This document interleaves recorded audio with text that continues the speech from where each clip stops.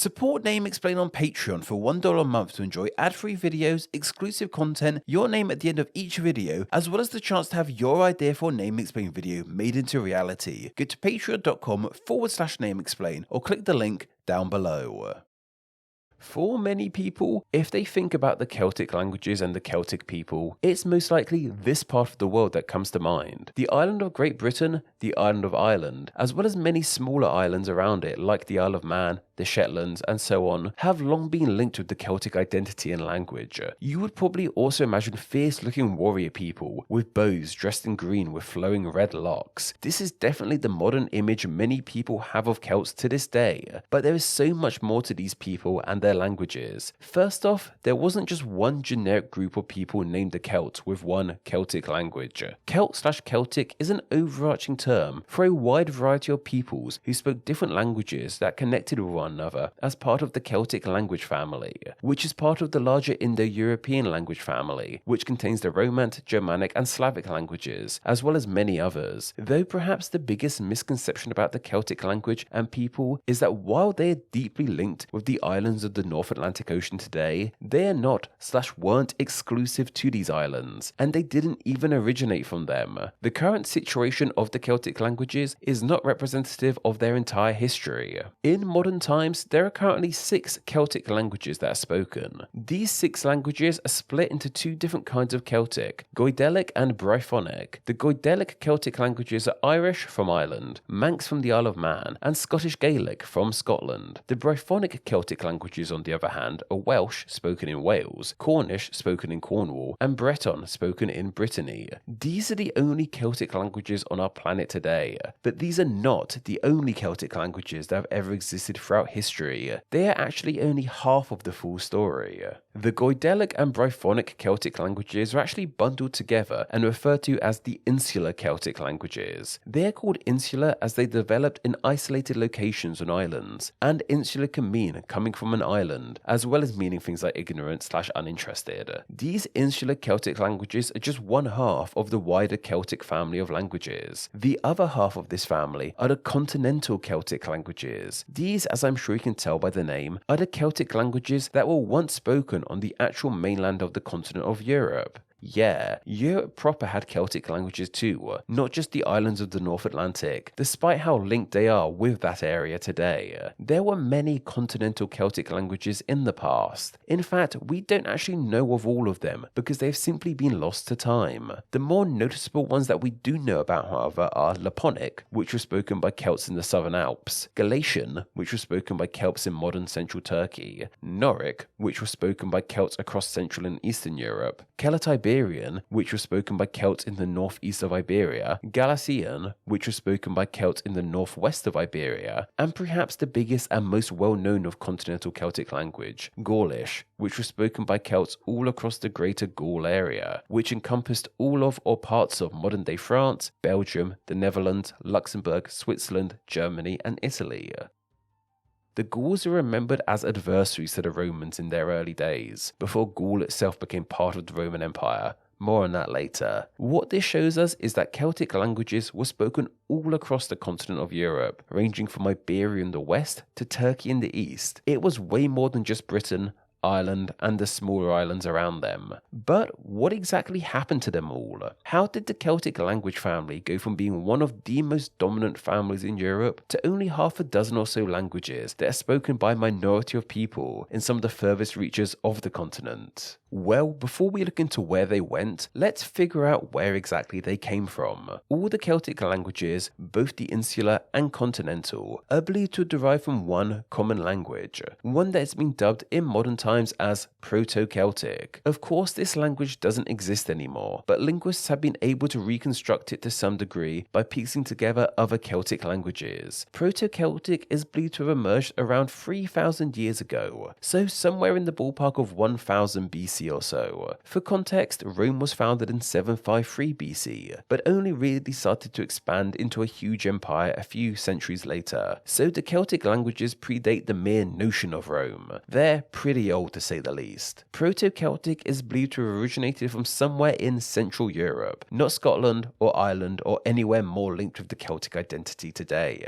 This area of Central Europe the Celts are believed to have originated from is also known as the Hallstatt zone/culture, named after the archaeological site close to Lake Hallstatt in modern Austria. This site was pivotal in collecting information on these early Celtic people, their languages, and how they lived. This time period was also somewhere between the end of the Bronze Age and start of the Iron Age. From here, the Proto-Celtic language spread across Europe, forming the aforementioned continental Celtic languages in different parts of the land. For example, Gaulish as a language is believed to have come into being at some point in the 6th century BC, so the formation of these languages took centuries. They didn't just stay on the mainland, however. These early Celts took to the waves, crossed the Channel, and made themselves at home on the islands of Britain, Ireland, and the rest. The Celtic languages are believed to have arrived on the island of Great Britain in around 600 BC. On the island, it evolved into a language now referred to as Common Brittonic. It would take even more time to reach all corners of these islands, however, with the earliest evidence we have of Celtic languages in Ireland coming from the 4th century AD, so around 1000 years between first arriving in Britain and reaching Ireland. What this all means is that towards the end of the BC years and the start of the AD years, the Celtic languages were in a fairly decent state.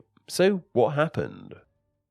Well, the Romans happened. While founded as a kingdom in 753 BC, it shifted to a republic in 509 BC, with its first big expansion happening in 396 BC, when they captured and claimed the Etruscan city of Veii. From here, Rome started setting their eyes on even more land, claiming overseas territories in North Africa and islands across the Mediterranean. Though of course, huge expansion came to the Roman Republic under the rule of one Julius Caesar. He was the one who claimed land all across Europe, in many places that Celtic people called home. Gaul, for example, became Roman in the 1st century BC, around the time Julius was doing his thing. Then of course Julius was killed, his great-nephew Augustus took over, and Rome ditched being a republic in favour of being a flat-out empire in 27 BC. This empire would reach its land area peak about a century or so later, in 117 AD. As we can see, this empire at this point covered the majority of Europe, including most of the places that were once home to Celtic speakers. While the empire didn't force their cultures too much on others, there was enough influence and plenty of bloodshed to slowly eradicate all of the continental Celtic languages. Gaulish was possibly the last continental Celtic language standing, before going extinct in the 6th century AD. While that's how the continental Celtic languages met their fate, the insular Celtic languages face an entire different history.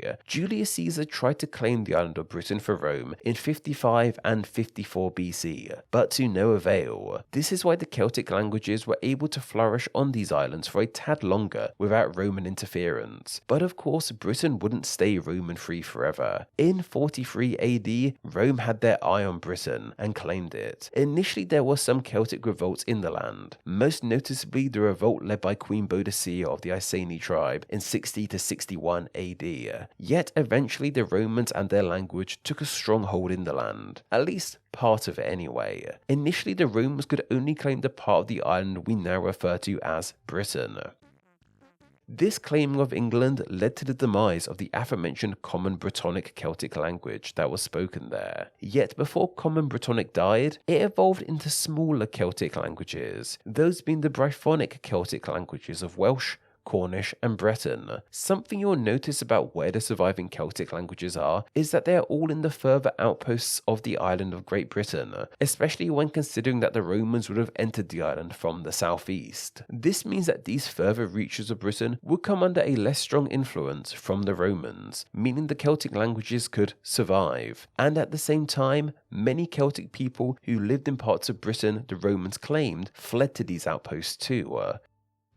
This is why the further reaches of Britain have stronger Celtic identities to this day. Wales, for example, didn't come under Roman rule until 48 AD, 5 years after their initial claim of England. And Cornwall, while under Roman rule, was so far away from everything else, Rome had less influence there too. And of course, while the Brythonic Celtic languages came under a lesser Roman rule, the Goidelic Celtic languages of Irish, Manx, and Scottish Gaelic came under minimal to no Roman influence, as these places were never claimed by the empire. This is why the insular Celtic languages could flourish, though it's worth highlighting that there were still insular Celtic languages in Britain that did die out, like Cumbric, which was spoken in modern Cumbria, or Pictish, which was spoken in Scotland. Anyway, while 6 of these insular Celtic languages survived, it doesn't mean they're particularly thriving in this day and age. It's not like everyone in Wales speaks just Welsh, or everyone on the Isle of Man speaks just Manx. In most cases today, these Celtic languages are minority languages, spoken as a second language or only spoken partially,